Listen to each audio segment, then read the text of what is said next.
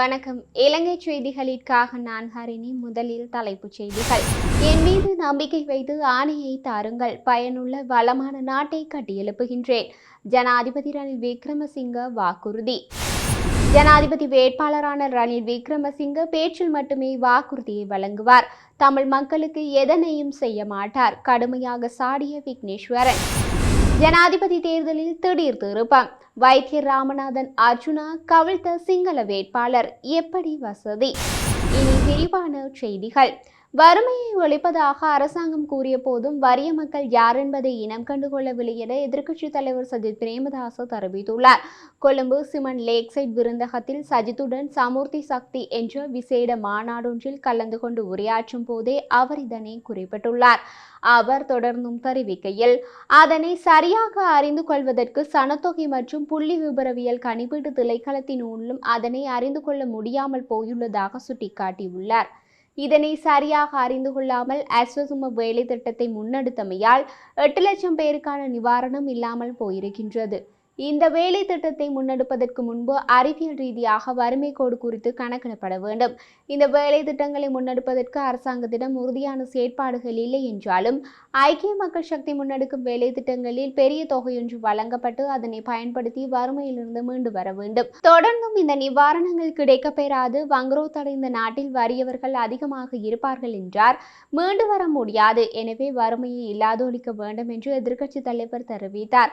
எமது நாட்டில் வறுமை போக்கும் புதிய வேலை திட்டங்களை முன்னெடுப்பதோடு தொடர்ந்தும் மக்களை அவ்வாறு இருக்க விடாமல் குறிப்பிட்ட காலத்துக்குள் வறுமையை ஒழித்து மக்களை மீட்டெடுக்கும் பாரிய தேசிய அளவிலான வேலை திட்டங்களை முன்னெடுக்கும் செயற்பாடாக கருதலாம்.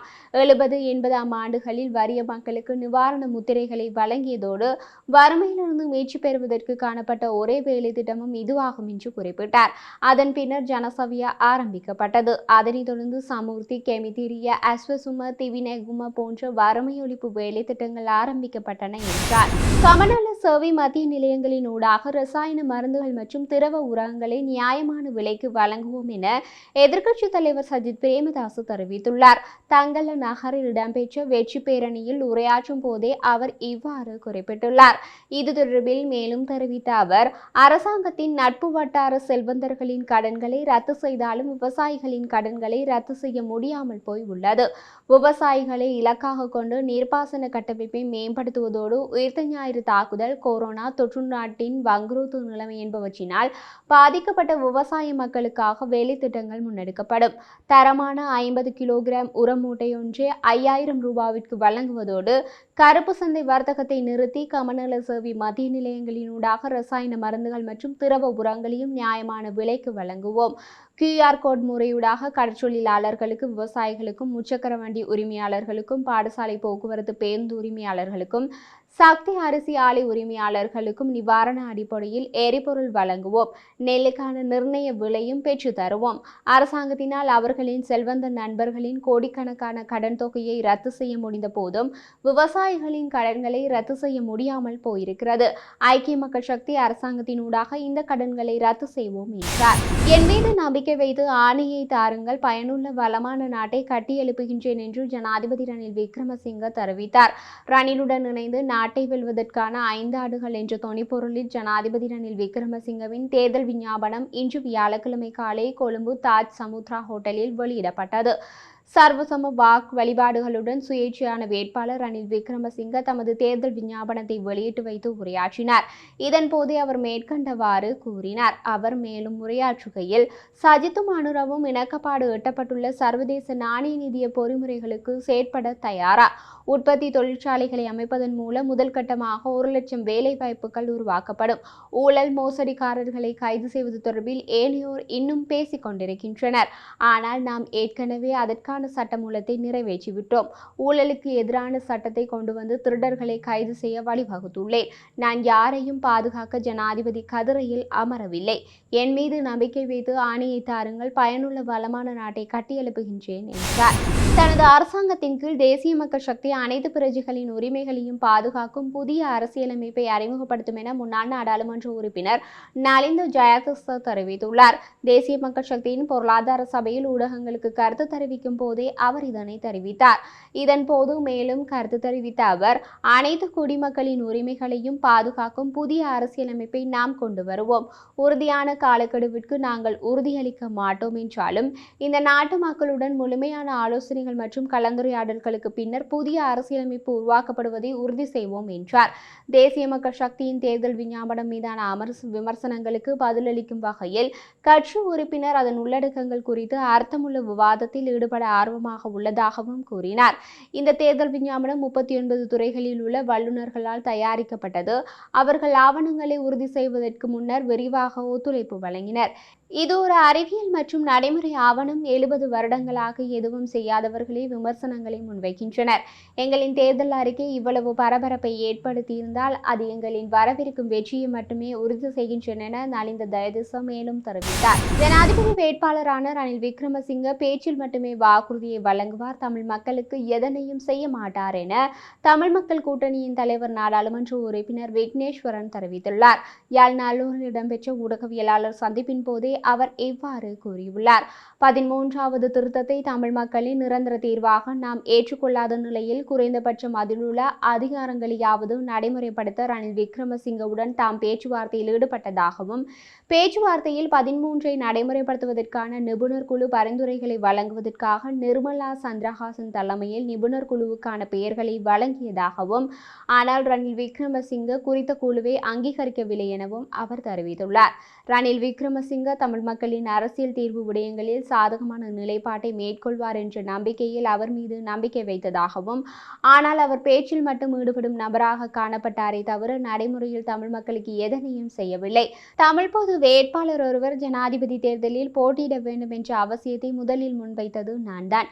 உடல்நிலை காரணத்தால் பொது வேட்பாளரின் பிரச்சார கூட்டங்களுக்கு செல்லாததை வைத்து சிலர் தான் ரணில் விக்ரமசிங்கவுக்கு ஆதரவு வழங்கப் போவதாக புரளிகளை கிளப்பிவிட்டுள்ளார்கள். தமிழ் பொது வேட்பாளர் தமிழ் மக்களின் உரிமை சார்ந்த கோரிக்கைகளை முன்வைத்து தேர்தலில் போட்டியிடும் நிலையில் தமிழ் மக்கள் அவருக்கான அமோக ஆதரவை வழங்க வேண்டும் எனவும் விக்னேஸ்வரன் கேட்டுக்கொண்டுள்ளார். இலங்கை ஜனாதிபதி தேர்தலில் தமிழ் மக்களை பொறுத்தவரை இப்போது நடந்திருப்பதுதான் யாரும் எதிர்பார்த்திராத திடீர் திருப்பம். தமிழ் பொது வேட்பாளருக்கு தமது ஆதரவை அறிவித்துள்ள வைத்திய நிர்வாகி ராமநாதன் அர்ச்சுனா மும்முனை போட்டியில் சிங்கள மக்கள் வாக்குகள் சிதறப்போகும் நிலையில் தமிழ் மக்களின் வாக்குகள் எந்த ஒரு சிங்கள வேட்பாளரும் ஜெயிப்பதற்கு அவசியம்.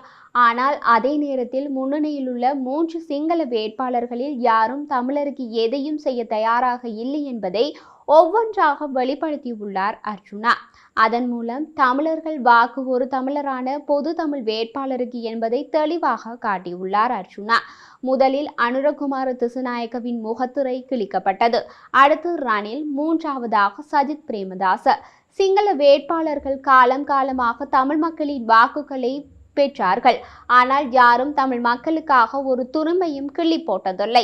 மீண்டும் தமிழ் மக்களின் வாக்குகளை இந்த தேர்தலிலும் வாங்க தூண்டேண்டிய நிலையில் உள்ளார்கள். ஆனால் துண்டை தொடக்கூட விட மாட்டார்கள். இதை எளிமையாக கூற வேண்டுமானால் சிங்கள வேட்பாளர்கள் தமிழர்களிடம் நீங்கள் அரிசியை கொண்டு வாருங்கள், நாங்கள் உமியை கொண்டு வருகிறோம், இரண்டையும் கலந்து ஊதி சாப்பிடுவோம் என்கிறார்கள். ஊதினால் உமி பறந்துவிடும். தமிழரின் அரிசியை உண்டுவிட்டு செல்ல திட்டமிட்ட சிங்கள வேட்பாளர் எப்படி வசதி என்று கேட்க இருந்தார். அதற்கு பெரிதாகவே ஒரு நாமம் போட்டு எப்படி வசதி என்று கேட்டுள்ளார் வைத்திய நிர்வாகி அர்ச்சுனா ராமநாதன். இப்போது முன்னணியில் உள்ள 3 சிங்கள வேட்பாளர்களும் பெற்றுக்கொள்ள திட்டமிட்ட தமிழ் மக்களின் வாக்குகளில் கணிசமான அளவை இழக்கப் போகிறார்கள். இது ஜனாதிபதி தேர்தலில் அவர்களுக்கு மிகப்பெரிய சிக்கலை ஏற்படுத்த போகிறது. இப்போதுதான் ஜனாதிபதி தேர்தல் தமிழ் மக்களை பொறுத்தவரை சூடு பிடிக்க தொடங்கியுள்ளது. நடுக்கம் சிங்கள வேட்பாளர்களுக்கு மட்டுமல்ல, அவர்களது ஏஜென்ட்களாக இருந்த சில தமிழ் அரசியல்வாதிகளுக்கும் தான். அரசியலுக்கு ரங்க போகிறேன் என்று சொல்லிக்க டிசைட் பண்ணி நான் திட்டமிட்ட மாதிரி செயல் பண்ணி கொண்டே இருக்கிறோம். பட் அதில் இடைக்கில் அவை வரிவினம், அடி வேண்டுவினம், சூடு வேண்டுவினம். சம்டைம்ஸ் நான் கொஞ்சம் கீழே போவேன், நெடுக நிமிந்து சுட்டு கொண்டே போகல. அது படாரண்டு ஸ்கொட் பண்ண வேண்டி இருக்கும், க்ரௌல் பண்ண வேண்டி இருக்கும். பட் அது நீட்டாக தான் போய்கொண்டிருக்கு. எங்களுக்கு 3 ஆப்ஷன்ஸ் இருந்தது எலிமினேட் பண்ணுறதுக்கு. டெல்டா ஃபோர்ஸ் கேம் விளையாடிருப்பீங்க. டேஞ்சரஸான ஆப்ஷன்ஸ் வந்து என்னென்றால் 2 இருந்தது. ஒன்று ரணில் விக்ரமசிங்க, ரெண்டாவது வந்து அனுரகுமார திசாநாயக்க. ஃபேவரபிள் ஆப்ஷன்ன்றது வந்து சஜித் பிரேமதாச. 3 பேரும் சிங்களாக்கள். தமிழ் வேட்பாளர்கள் ஒரு நாள் ஜனாதிபதியாக வர வேணுமென்றது, சிங்கள மக்களுடைய மனசையும் வெல்ல வேணுமென்றது கொஞ்சம் கஷ்டம். இந்த 3 பேரில் எலிமினேட் பண்ண வேண்டியதில் முக்கியமான ஆபத்தானால் வந்து அனுரகுமார திசாநாயக்க. அவருக்கு தான் ஃபஸ்ட்டாக எலிமினேட் பண்ணினான். என்னென்றால் அது வந்து நான் போட்ட வேலைக்கெல்லாம் இந்திமா வந்து ஆட்டோமேட்டிக்காக விழுந்தவா. கோகுலனோடு சேர்ந்து நான் இந்திமாண்ட நம்பர் எடுத்து அதை ரெக்கார்ட் பண்ணி ரிலீஸ் பண்ணி அனுரவை எலிமினேட் பண்ணினான். ஏனென்றால் அனுர வந்து ஜனாதிபதி ஆகினால் நம்மளுக்கு சிக்கல். ரெண்டாவது அனுர ஜனாதிபதி ஆகிற இடத்துல அவர் திருப்பி டீல் அடிக்கத்தான் போவார். அப்படிக்கான விஷயம் எங்களுக்கு அது தனி சிங்கள சட்டங்கள் கொண்டு வரப்படலாம். ஏனென்றால் தனி சிங்கள வாக்குகளால் வேண்டினான் ஒரு இருமாப்புண்டு சிங்கள மமதை வந்து அவருக்கு வரலாம். இதே தான் நாங்கள் கோத்தபாய ராஜபக்சவுக்கும் ஒரு சான்ஸ் ஒன்று கொடுத்து பார்த்துனாங்க. ஸோ நாங்கள் அனுரவை எலிமினேட் பண்ண வேண்டியிருந்தது. எங்கண்ட ஒரு கொஞ்சம் பேர் வந்து விலை போயிருந்த அனுரவைக்கு. ஏனென்றால் ஊழல்களுக்கு எதிரான ஜனாதிபதி என்ற பேரில் இம்பாசிபிள். ஏனென்றால் அவர் எத்தனை ஃபைலை தூக்கி கொண்டு நடந்தாலும் அவருக்கு வந்து இப்போ ஒரு திடமான பொருளாதார கொள்கையும் இல்லை, ஒரு திடமான மருத்துவ கொள்கையும் இல்லை. பட் அவர் வந்தால் அவரை ஜனாதிபதியாக விட மாட்டாங்க, எப்படியோ போடுவாங்க. அல்லது ஒரு மீண்டும் ஒரு 88ஆம் ஆண்டு ஒரு பட்டலாந்து படுகொலை, பெட்லேண்டு மேர்டர் என்று சொல்கிறது, அது சம்மந்தப்பட்டவர் வந்து ரணில் அவர்கள் திருப்பி ஒருக்கா செய்வார்ன்றது ஒரு எதிர்பார்ப்போடு அவரை எலிமினேட் பண்ண வந்து அவரை நீட்டாக எலிமினேட் பண்ணினான். அது பிறகு 2ஆக எலிமினேட் பண்ண வேண்டிய வந்து ரணிலை. அதோட ரணிலோட அவர்கிட்ட செக்ரட்டரி அடித்த எனக்கு கால் பண்ணி நான் ரெக்கார்டிங் இருக்குது, நான் உங்களுக்கு காட்டலாம். அதுக்கு நான் போயில்லை ஞாயிற்றுக்கிழமை. ஸோ அவே பிளான் பண்ணி எலிமினேட் பண்ணினான். அடுத்தது எலிமினேட் பண்ண வேண்டியிருந்தது வந்து சஜித் ஐயா. எலிமினேட் பண்ண மெனம் கேட்கல. ஏனென்றால் அவர் எனக்கு கால் பண்ணிட்டார். கால் பண்ணி சொன்னவர் எனக்கு ஒரு சப்போர்ட் ஒன்று தாங்க, இந்த கட்சிக்கு வான்னு சொல்லி. இப்போ அவர்கிட்ட கட்சிக்கு போய் கேட்குற அளவில் தமிழன் இல்லையடாப்பா. அவரை எலிமினேட் பண்ணுற பிளானில் போகல. அவர் வந்து கேட்டதுக்கிணங்க நான் போனது உண்மை. பட் எனக்கு எலிமினேட் பண்ணுற ஒரு ஐடியாவும் பிறகுதான் வந்தது. ஏனென்றால் இவரும் வந்து முஸ்லீம்களோட கூட போயிருந்து கொண்டு ஒரு தமிழாக்களும் சப்போர்ட் இல்லைன்றோன்னே அவர் நினச்சார் அதோட பெரும்பான்மை இப்போ இருக்கிற முஸ்லீம் 2வது அறுதி பெரும்பான்மை, நாங்கள் 3வது பெரும்பான்மையாக்கள். அதால் முஸ்லீமை நான் பிளஸ் உள்ளே. பட் இவர் வந்து அந்த முஸ்லீம் தமிழை பிரிக்கிறதுக்கு கொஞ்சம் அங்கே இங்கே ஆடிக்கொண்டிருக்கேன். எனக்கு கோவம் வந்தது. ஸோ இப்போ 3 பேருக்கும் போட்டாச்சு. நாமல் பேபிக்கும் உண்மையாகவே கால் பண்ணினான். நாமல் பேபின்ற ஒருங்கிணைப்பாளர் வந்து எனக்கு நம்பர் தந்திருந்தவ.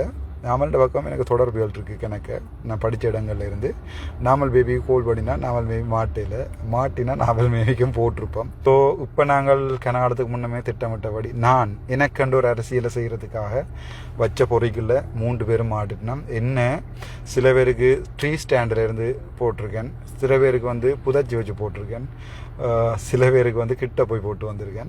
பட் போடணும்னு நினச்சது போட்டாச்சு 3 பேருக்கும். அவை 3 பேரும் எங்கள்கிட்ட ஆப்ஷன் இல்லை. இப்போ நான் யாருக்கு வாக்கு போட சொல்லி எங்கள் தமிழ் மக்களை கேட்பேன் நினைக்கிறீங்க? என்னுடைய மனதில் என்னதில் இருந்தது, என்னுடைய டார்கெட் என்னவாக இருந்தது, 20 கோடி என்று கதைச்சாக்கள் இப்போ ஓடி ஒழிச்சிட்டானுகள். இப்போ என்னுடைய வாக்கு யாருக்கு கண்டு நிற்கிறீர்கள்? தமிழ் வேட்பாளர் அரியநேந்திரன் அன்னைக்கு தான் என்னை பொறுத்த வரைக்கும் எந்த வாக்கு இருக்குது. நான் போய் போட்டுட்டு வருவேன். பாவண்ணா அரியநேந்திரன் அவர்களுக்கு. சங்கண்டா சங்கு, உண்மையான சங்கெடுத்து ஊதினவன் வேறு யாரும் இல்லை, ராமன். சரிதானே? அது மகாபாரதத்தில் ஊதினவன் கிருஷ்ணன். அவர்களுடைய அறிவுரையின்படி நான் அதை திட்டமிட்டு எனக்கேயான பாணியில் செய்தேன். இப்போ எடுத்து ஊதுங்க ஒரு பெரிய சங்கா. அது வந்து இலங்கையில் இல்லை, உலகம் முள்ளாக கேட்கணும். ஒருத்தரும் ஒரு ஓட்டும் மிஸ் பண்ணக்கூடாது. நீங்கள் ஒரு ஓட் மிஸ் பண்ணினா கூட, ஒரு ஓட்டை ரணிலுக்கு போட்டாலும், ஒரு ஓட்டை கொண்டு போய் ஏகேடிக்கு போட்டாலும், ஒரு ஓட்டை கொண்டு சஜித்துக்கு போட்டு நாங்கள் தமிழர் இல்லைன்றதை நிரூபிச்சிருக்கணும். அப்போ சில பேர் கேட்பினோம், அண்ணா நீங்கள் முதல் தொடக்கத்தில் பொது வேட்பாளர் தேவையில்லை என்று சொன்ன நீங்கள் தானே, இப்போ என்னண்டு அப்போ அரசியல் இது? நான் மருத்துவம் செய்யலை. நான் மருத்துவம் செய்கிறேன்டா நேராக பொது வேட்பாளர் எழுதிவிட்டு போயிருப்பேன். சரிதானே? அப்போ உடனே அந்த நேரம் இருந்த ரணில் டாக்கள் துள்ளி குவிச்சிருப்பினோம், அந்த நேரம் இருந்த சஜித்தாக்கள் துள்ளி குவிச்சிருப்போம். இப்போ கூப்பிட்டு பிடரியை பற்றி போட்டு விட்டுருக்கு. இனி ஒருத்தருமே கதைக்க மாட்டினோம். என்னுடைய வாக்கு என்னுடைய தமிழ் பொது வேட்பாளர்கள் அரியநேந்திர மன்னைக்கு. அவரோட யார் நிற்கணுமன்றதை நான் கருத்தில் எடுக்கல. அவர் சுயலாபத்தில் நின்றாலும் அவை நாங்கள் பாராளுமன்ற தேர்தலில் வடிவா ஒரு சங்கொண்டு ஊதி அனுப்புவோம். நீங்கள் கட்டாயம் இந்த முறை உங்களுடைய வாக்கு அரியநேந்திரன் அன்னைக்கு மட்டும்தான் போடணும். சங்கு தெரியாம நீங்கள் மாறி போட்டு வந்தா தமிழினத்துக்கே சங்கு ஊதுப்படும். ஒரு அனுரவையோ ரணிலையோ சஜித்தையோ அவர்கள் தமிழர்களுக்கு எதுவும் செய்ய போவதில்லை என்று தெரிந்து கொண்டும் தமிழர்கள் ஏன் ஆதரிக்க வேண்டும்? முடிந்தால் கோட்டபாய ராஜபக்ஷ செய்தது போல சிங்கள மக்களின் வாக்குகளை மட்டும் நம்பி ஜெயித்து பாருங்கள். அப்படி ஜெயித்த கோட்டபாய ராஜபக்ஷவால் முழுமையாக ஆட்சியை செய்ய முடியாமல் நாட்டை விட்டே ஓட வேண்டிய நிலை ஏற்பட்டது என்பதையும் நினைவில் கொள்ளவும். இலங்கையில் தமிழ் மக்களுக்கும் சம உரிமையுள்ள பிரஜைகள் என்ற நிலை ஏற்பட்டால்தான் தமிழ் மக்களின் வாக்குகள் சிங்கள வேட்பாளருக்கு கிடைக்கும் என்ற நிலையை ஏற்படுத்த அஸ்திவாரம் இட்டுள்ளார் ராமநாதன் அர்ஜுனா.